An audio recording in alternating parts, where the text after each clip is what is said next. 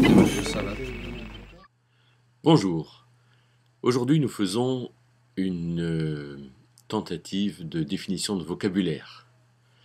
Et nous allons parler de la sainteté. Qu'est-ce que c'est que la sainteté?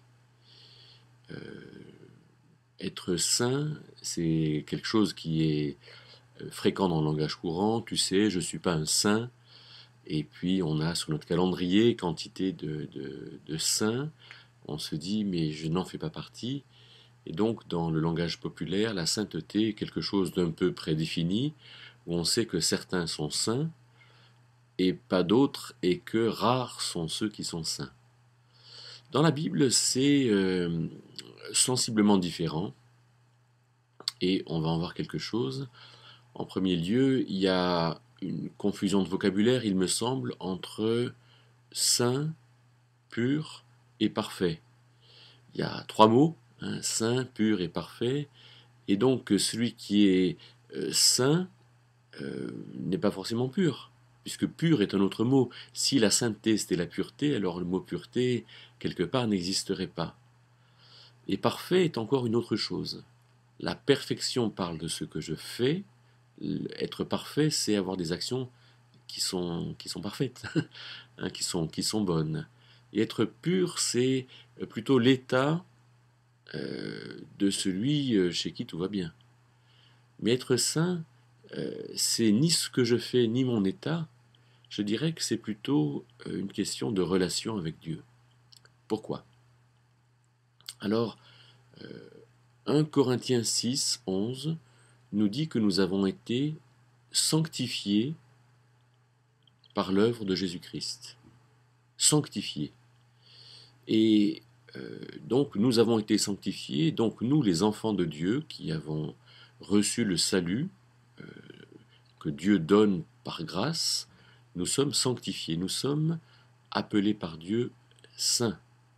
On trouve cette expression au début de l'Épître aux Romains, chapitre 1er, où Paul va dire que nous sommes appelés saints, c'est-à-dire que nous sommes saints par appel. Dieu nous a déclarés saints.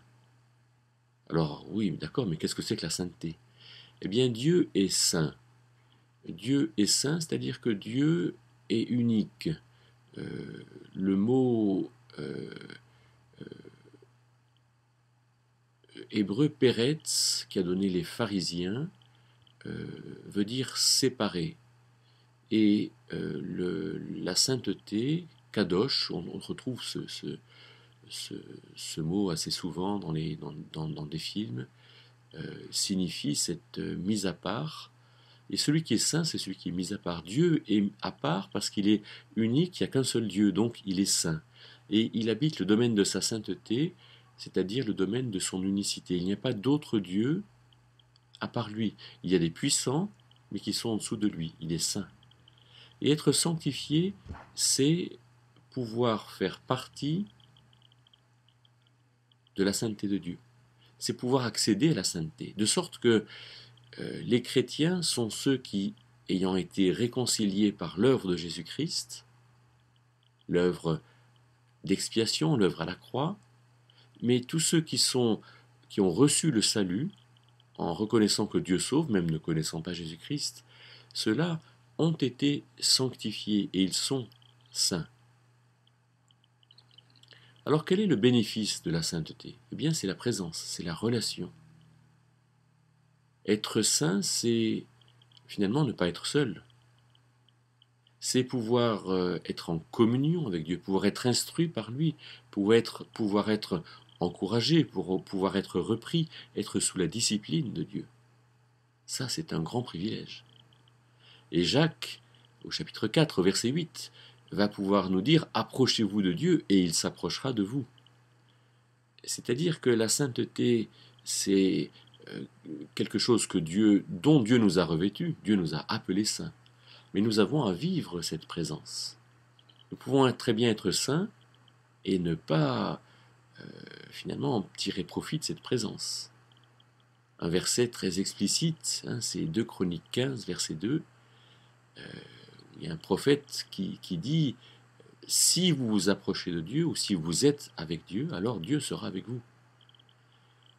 il y a des chrétiens qui ont été sanctifiés, qui le sont une fois pour toutes, qui appartiennent à Dieu, qui sont ses enfants, mais qui ne souhaitent pas se tenir dans sa présence.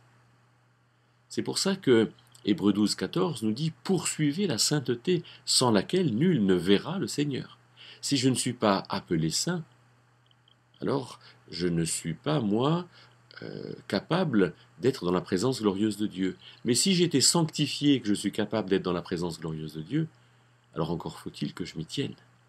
Encore faut-il que je veuille me placer devant Dieu et certainement par mes actes qui déshonorent Dieu, alors je quitte la présence de Dieu et j'ai à y revenir. Alors peut-être une petite image pour parler de la sainteté, eh bien je crois que quand on a froid, on va au soleil. Et quand il nous manque l'essentiel de la vie, on va vers Dieu. Mais cette présence de Dieu, cette sainteté, ne peut être sans son œuvre, une œuvre de réconciliation qui juge la faute, mais qui pardonne. Eh bien, sachons déjà recevoir cette sainteté en reconnaissant que nous sommes devant Dieu et en comprenant qu'il a fait l'essentiel de l'œuvre du salut, mais sachons aussi nous tenir dans sa présence à tout instant.